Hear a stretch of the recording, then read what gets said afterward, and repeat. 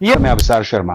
दोस्तों तैयार हो जाओ, आज सुबह 10 बजे दिल्ली के इंदिरा भवन में राहुल गांधी ने ऐसा धमाका किया कि भारतीय राजनीति का रंगमंच हिल गया। ये कोई छोटा मोटा खुलासा नहीं है दोस्तों, ये है हाइड्रोजन बम जो लोकतंत्र के दुश्मनों को उड़ा देगा। राहुल ने कहा यह खुलासा देश के युवाओं के लिए है। तो सुनो, ये कोई साइफाई मूवी का सीन नहीं बल्कि हमारे वोट हमारे लोकतंत्र की सच्चाई है। चलो इस कहानी में डूबते हैं और समझते हैं कि आखिर माजरा क्या है। तो बात शुरू होती है कर्नाटक से।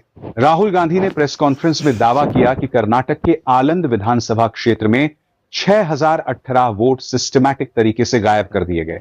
हाँ भाई, 6000 से ज्यादा वोट। ये कोई छोटी चोरी नहीं बल्कि कांग्रेस के 8 बूथों से वोटरों के नाम ही उड़ा दिए गए।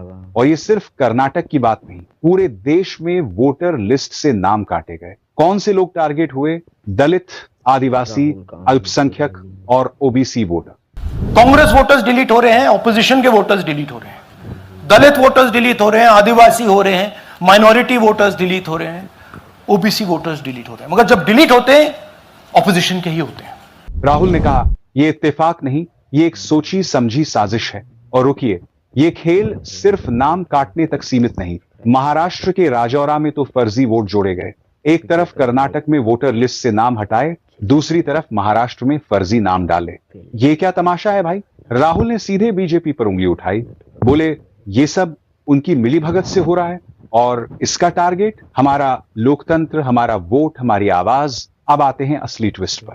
राहुल गांधी ने सीधे सीधे चुनाव आयोग को कटघरे में खड़ा किया। Chief election commissioner Gyanesh Kumar पर इल्जाम लगाया कि वो उन लोगों को बचा रहे हैं जिन्होंने भारत के लोकतंत्र को तहस नहस करने की कोशिश की। सुनो, टारगेट करके कांग्रेस वोटर्स को डिलीट किया गया। ये गोदाबाई जी हैं, इनके नाम पर 12 वोटर्स डिलीट किए गए। कर्नाटक सीडी ने 18 महीने में ईसीआई को 18 चिट्ठियां लिखी। मांगा क्या? आईपी एड्रेस, ओटीपी डिटेल्स और वोटर लिस्ट की पूरी जानकारी। लेकिन ईसीआई ने एक भी जवाब नहीं दिया। अरे भाई, ये चुप्पी क्यों? क्या छुपाने की कोशिश हो रही है? राहुल ने दावा किया कि अब तो एसीआई के अंदर से भी उन्हें खबरें मिल रही हैं। बोले हमारे पास सबूत हैं, ब्लैक एंड व्हाइट में।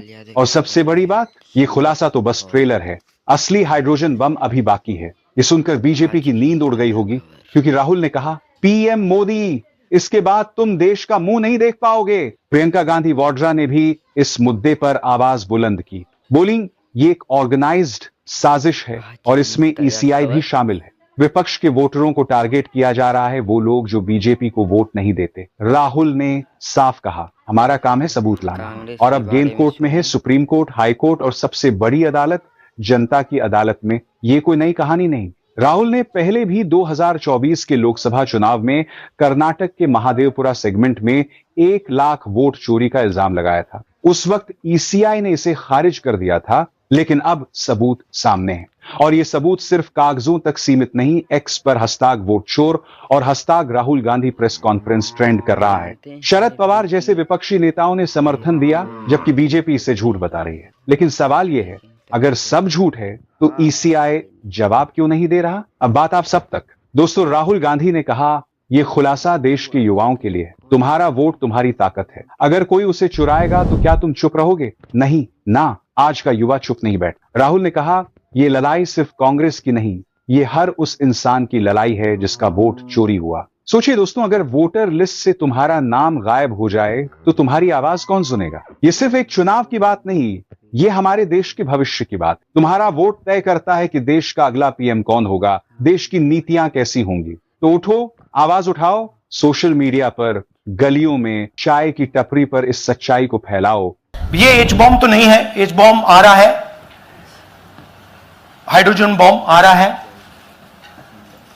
#वोट चोरी को ट्रेंड कराओ और हर भारतीय तक ये बात पहुंचाओ। तो दोस्तों, ये था राहुल गांधी का धमाकेदार खुलासा। ये हाइड्रोजन बम अभी फटा नहीं, बस इसका फ्यूज जल चुका है। अगला कदम क्या होगा? कोर्ट में सुनवाई, जनता का गुस्सा या कोई और बड़ा खुलासा? ये तो वक्त बताएगा। लेकिन एक बात पक्की है, लोकतंत्र की इस लड़ाई में तुम्हारा रोल सबसे बड़ा है। तो अब रुकना मत,